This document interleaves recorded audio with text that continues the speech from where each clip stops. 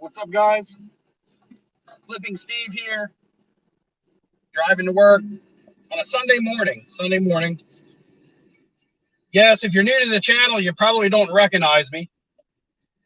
Those of you who have been with me for a while, you guys remember this face.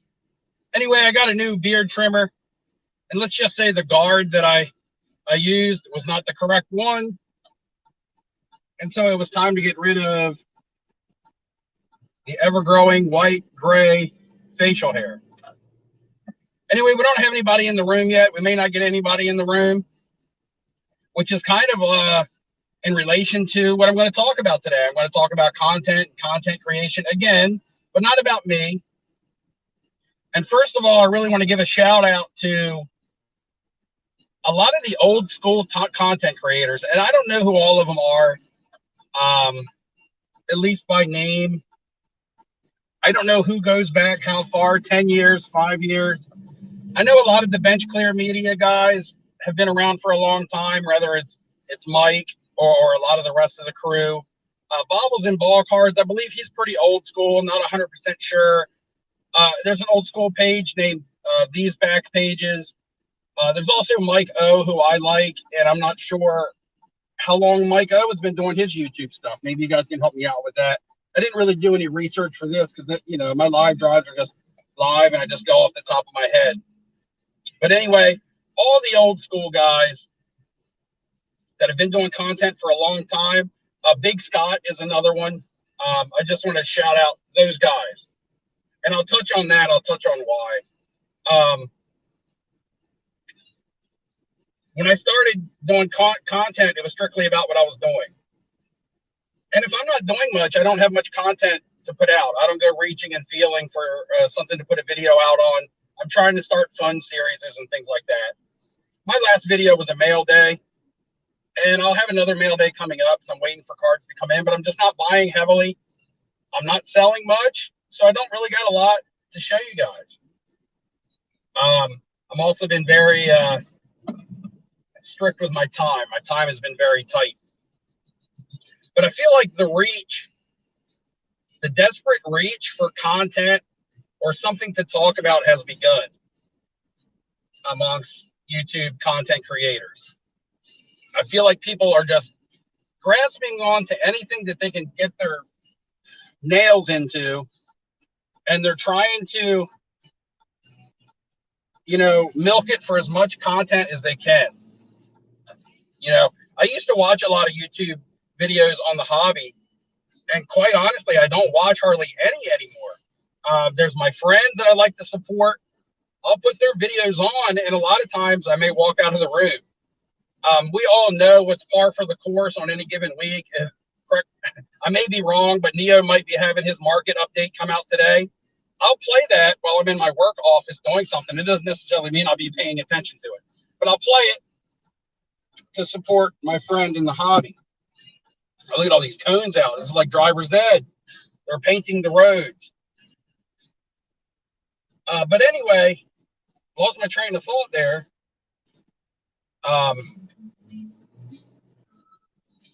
But yeah, the reach for content, I believe, has kind of begun, which makes me want to go back to the guys that have been the old school guys that have been doing content forever.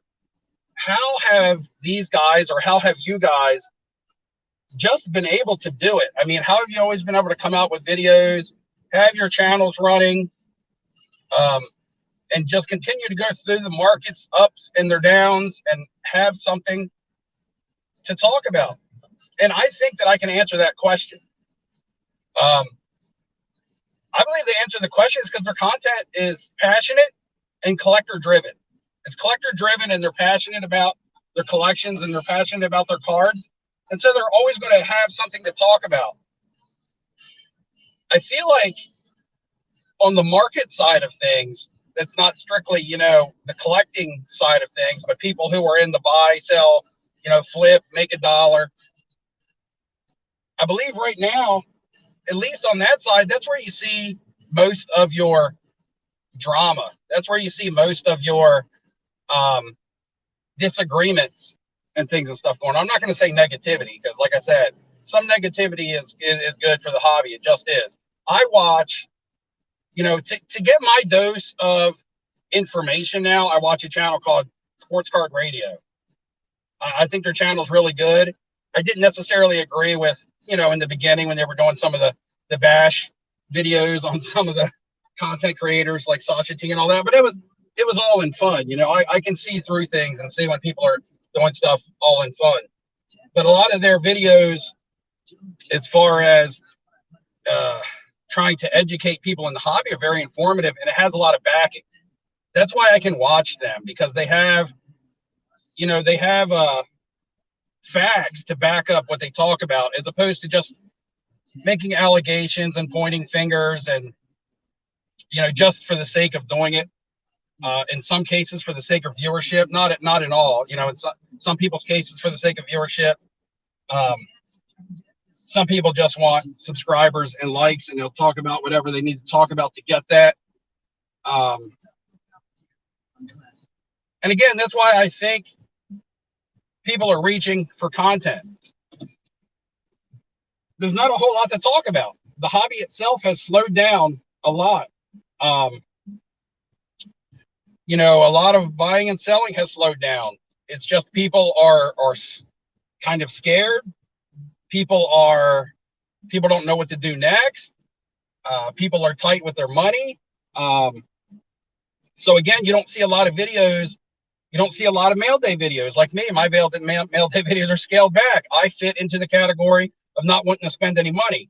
I'm not scared or anything. I'm just being selective, and I'm waiting for the right card to call to me, as opposed to just go buy a card for the hell of it. So, I wake up and I go to my YouTube feed, and I'm just like, oh man, that video looks like the same video that person put out yesterday and the day before and the day before and the day before. Or this person's video is talking about something I'm not interested in. I don't need a market update to tell me that the market's going poorly. And that's no shade on Neo. That's just his thing. So the question I want to ask to you guys and to, the content creators, other content creators out there, and I think I fall somewhere in between. I buy and sell and trade cards. I also collect. I fall somewhere in between that, the market and the old school guys.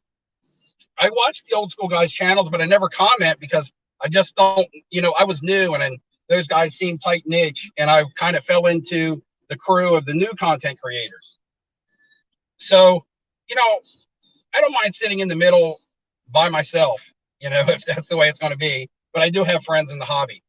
But the question is, if the hobby was to end today, just people absolutely didn't care about sports cards. And I know, again, this is not something that's going to happen. This is completely hypothetical. But if people didn't care, if people woke up tomorrow and didn't give a shit about sports cards or the collectibles market, as someone who watches YouTube, what would you watch? And as someone who is a content creator, would you be able to sustain your viewership? If you woke up tomorrow and you had no cards that you had bought to show anyone, if you were no longer buying or selling cards, if the show scene ceased to exist, because there's only so many Dallas card show vlogs that you can watch before you're just got your fill. If there was no card shows to talk about, if there was nobody doing something shady for you to talk about, if there was no personal vendettas out there for you to wake up every morning and talk about, would you be able to go behind your camera or your telephone or whatever your device is that you use and sustain viewership? Or not? Would you not be able to because you just got nothing else to talk about? Would your viewers not be interested in you at all if you weren't showing $10,000 worth of deals, if you weren't being negative and calling out shill bidding and pumpers and dumpers, if they weren't living vicariously through you going to a card show that they can't attend? Would you be able to hold viewership? That's just a question that everybody should look at themselves and reflect on, that's a content creator, and say, well, what do I offer to people? If I can't talk about sports cards, what else is there to offer? Is there people who have made a personal, or people that relate to me? Would they tune in to just listen to me talk about anything? Travel, family, walking down to the beach, would there people just be tuned in because they've become my friends? I think that for myself, I can speak and say, I believe that I would sustain a handful of viewers. I believe there's enough people that I've made relationship with through chat, through my live streams, that would tune in just because they tune in for me. They don't tune in to listen to me bash somebody else. They don't tune in to see that I'm making $20,000. They don't tune in to see that I'm spending $100,000. They don't tune in for me because I'm telling them what to buy, what to sell. They don't tune in because I'm showing them how to use a program. I don't want to say any programs' names, but because they don't tune in because I'm showing them charts and graphs. But they tune in because they tune in for me. And I want the content creators out there, others, my friends as well, to sit back and say, man, if the hobby ended tomorrow, hypothetically speaking, would my channel have a leg to stand on? Or do I just talk about stuff in a positive light and a negative light, and when it's all gone, I have nothing else to talk about? I'm just slinging mud for the sake of viewership. I'm just talking positive for the sake of viewership. I'm just showing money for the sake of viewership. So again, I feel like I'm beating a dead horse with that, but I feel like it's a good question. I feel like it's a legitimate question. Let me see some comments here. Jordan, what's up? See, Jordan, I knew Jordan Hudson would be in the comments today. And that's what I'm talking about when I say you've made relationships with people. I knew on my live drive this morning I would see Jordan's name. So Jordan, thanks for proving me right. You just become one of the dudes that I know is going to be there to watch my content. More so probably for me than for any other reason. CNT Collectibles, how you doing? Charles Fuchs is always in everybody's chat because he's always around to have a good time and to talk, regardless of the subject. Stephen Ryan, how you doing? Always one of the first people here. And Glorious P in the house. So CNT has a long comment here. I want to see if I can read it. Seems like the content that does the best is people telling a story. Analysis is out there. Steve walking on the beach is forever. I mean, maybe telling a story because maybe, a lot of people watch YouTube for entertainment. And that'll cycle back to the person that you watch. Because like I said, there's lots of people out there that do analysis. There's lots of people out there that do card show vlogs. There's lots of people out there that do mail days. There's lots of people out there that cover all the stuff that I cover. The watchdogs in the hobby. There's lots of different ones, and you go to the one that you relate to. And so that's what I mean by, if the content was to end, would you still watch the people that you relate to or that you find entertaining? Because I watch YouTube strictly for entertainment. And I've been watching less and less sports card content because I'm finding it to be less and less entertaining and more of bickering and infighting. I don't care if it's pointing out positive or negativity, but positivity and negativity, I don't care what it's about. It's just the bickering. It's the high school drama bickering going back and forth. I get so roasted for this. I started watching a channel the other day because I watched Ziggy, and Ziggy talks about new people who have new channels. And there was man. Anyway, the person's video was about Kurt Cobain. I'll go back and I will, I'll find this new channel name that I started watching. Anyway, she was talking about Kurt Cobain collectibles, and I thought that was cool. That was something that I related to. And that's something that Ziggy often did, as being someone that was helpful for the hobby. I want to have Ziggy on the live stream because I want to talk about him kind of falling into some of the stuff that I'm starting to talk about. I've always really liked Ziggy's stuff. Me and Ziggy have always been friends and chatted on Instagram. I just put out a post on Instagram last night that I thought was not him, not typical Ziggy. PS Collectibles in the Philippines. How you doing, man? Always like your content because it's authentic and relatable. We'll always be watching. Thanks, man. Again, I didn't put out a video this week. And the reason why is because I didn't do a lot in the hobby this week, guys. I didn't do a lot in the hobby. I've worked my butt off this week. And then I had a little time off yesterday, and I went and I spent it with my brother. And one thing that my brother and I are doing is we're rebuilding our Miami Dolphin autograph collection like we had when we were kids, like the early 90s Pro Line autographs and stuff. And so we've been hunting that up, some of that stuff up. Just guys you never even heard of that played for the Dolphins. I bought a Farrell Edmonds last night. You guys might be like, who's that? But that's just re-finding the fun in the hobby and finding something fun to do. And I bought that card for $3. So it was, that's the thing. I just hit the nail on the head. The word I've been looking for is fun. Where has all the fun gone? It's always been about, a lot recently, it's been about your margins and how much are you making and how much are you losing? Or it's been about this person's doing this person's doing that. This is getting pumped. This is getting dumped. Where has all the fun gone? That's the question. That's the question. And now I can go back and I can almost answer my own question again of how did the old school collector guys get through the really downs of the sports card market and continue to do it and continue to put out content? It's because they were having fun. Why do I sit here and have a live drive with people that I know that are going to show up? Because it's fun.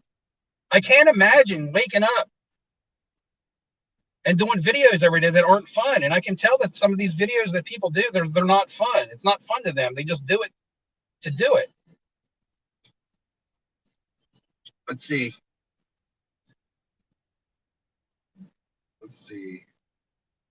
Yeah, the problem with a lot of vintage card collectors says that here. The problem with a lot of content now is they don't talk about cards, too much market talk.